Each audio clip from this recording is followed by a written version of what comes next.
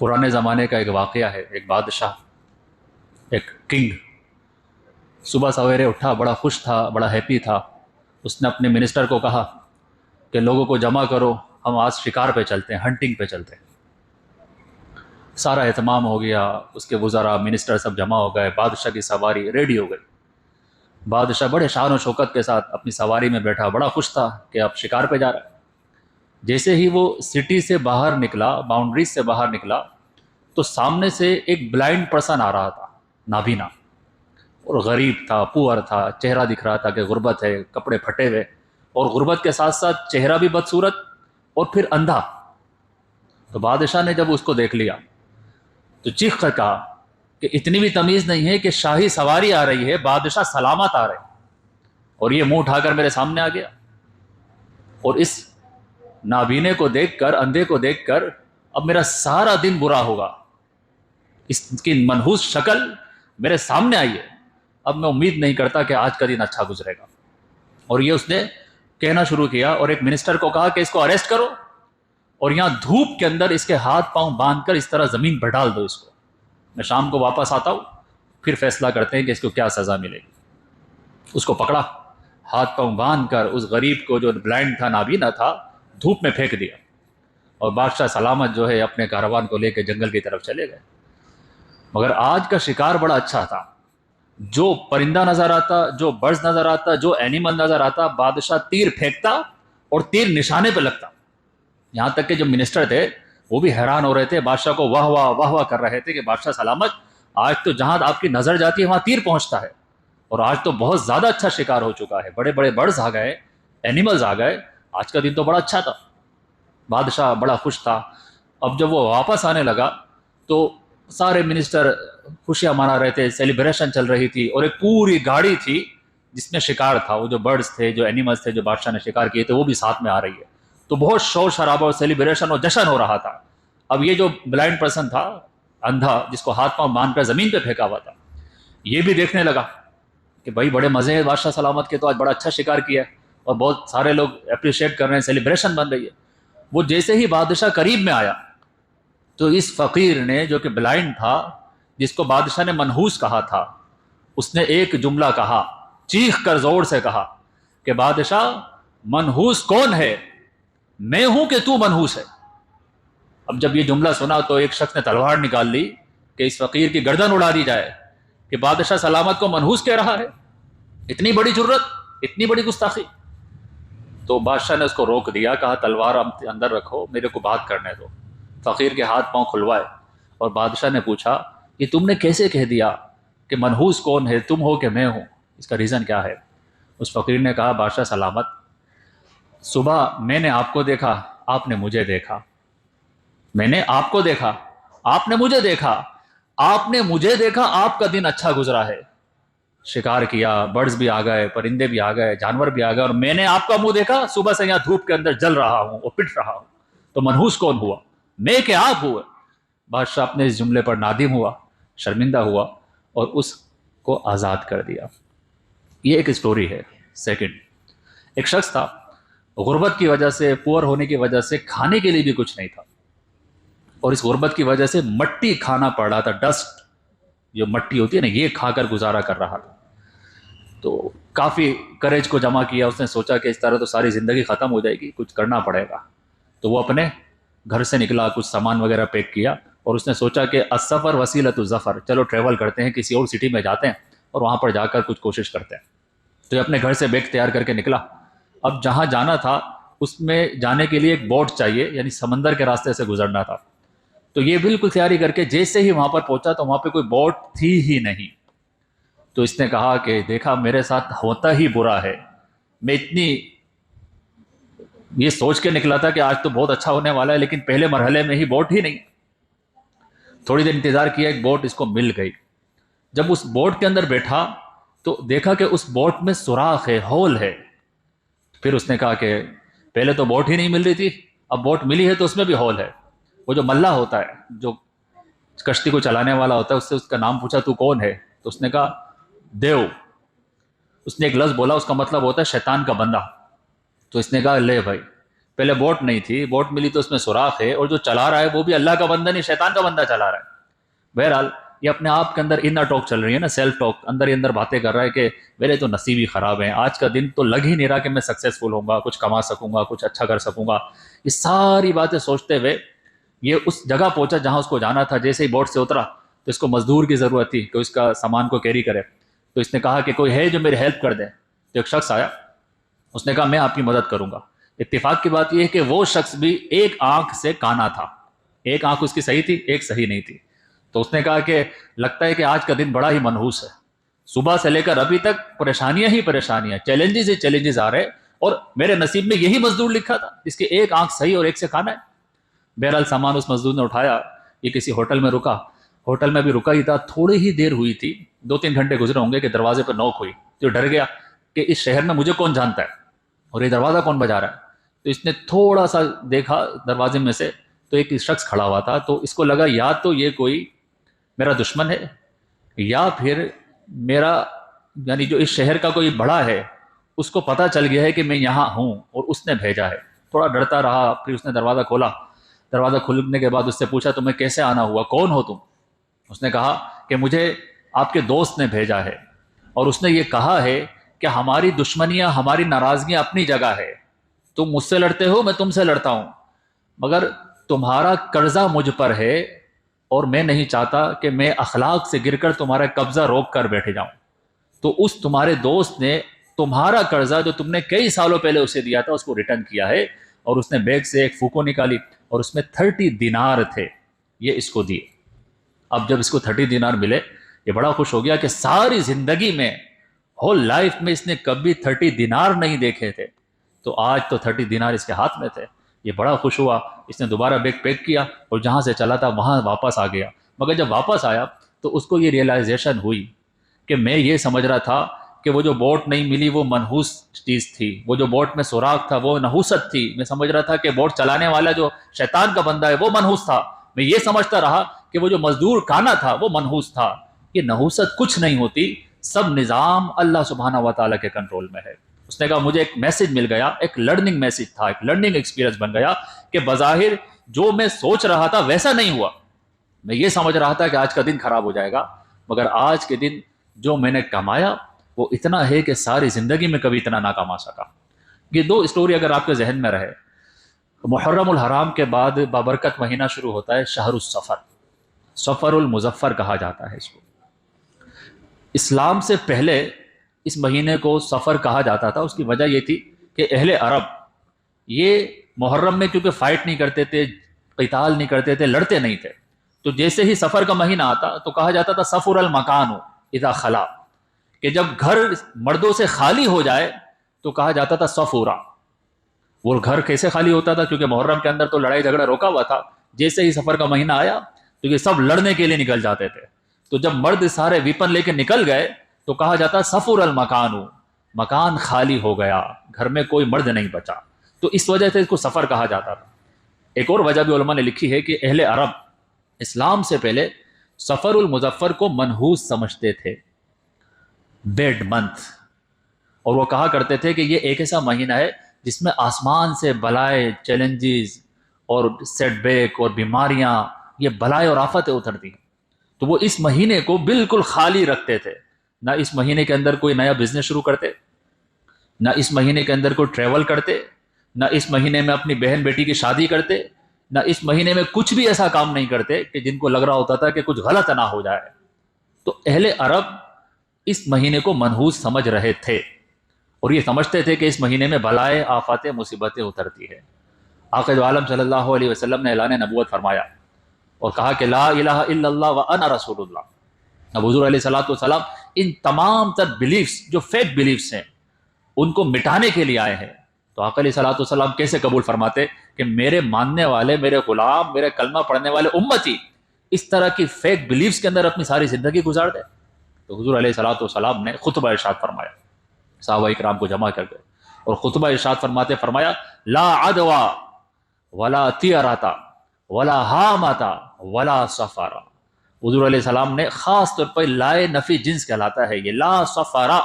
آقا علیہ السلام نے فرمایا کہ لوگوں سن لو، سفر کے مہینے میں کسی طرح کی نحوست نہیں ہے، سفر کا مہینہ منحوس نہیں ہے۔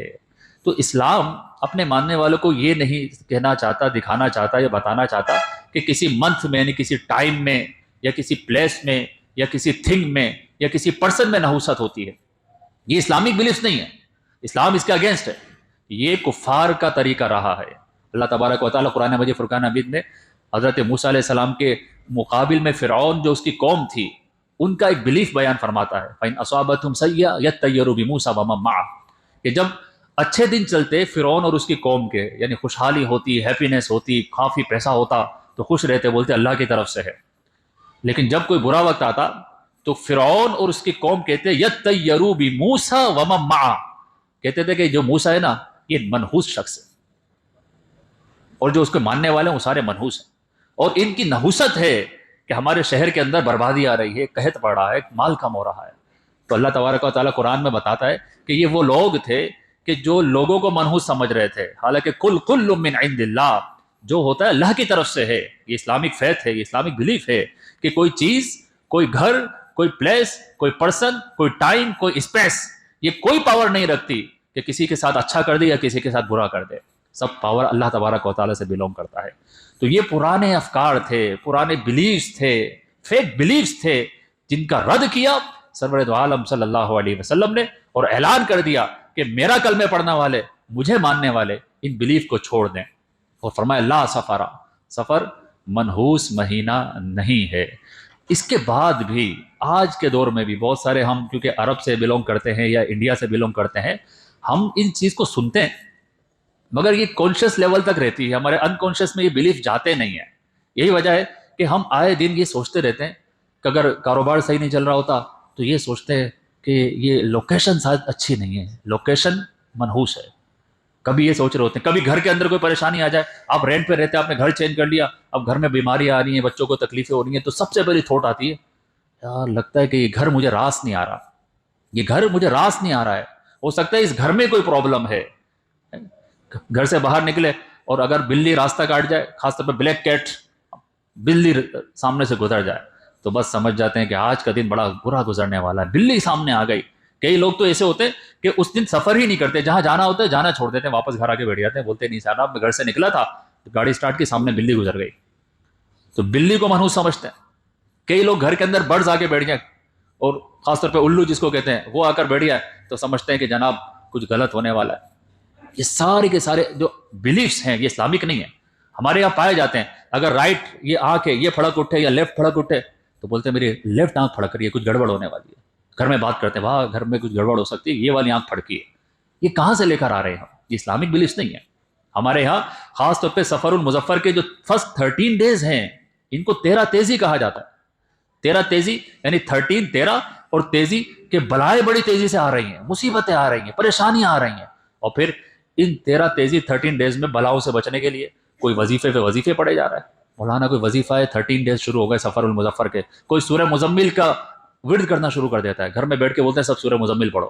بھائی سورۃ المزمل پڑھنا تو عبادت ہے، ہر دفعہ پڑھو، ہر دن پڑھو، مگر اگر یہ تھوٹ ہے، یہ بلیف ہے کہ اس مہینے میں بلائیں اتر رہی ہیں اور بلاؤں سے حفاظت کے لیے سورۃ المزمل پڑھ رہا ہو تو یہ غلط ہے، یہ اسلامک بلیف نہیں ہے۔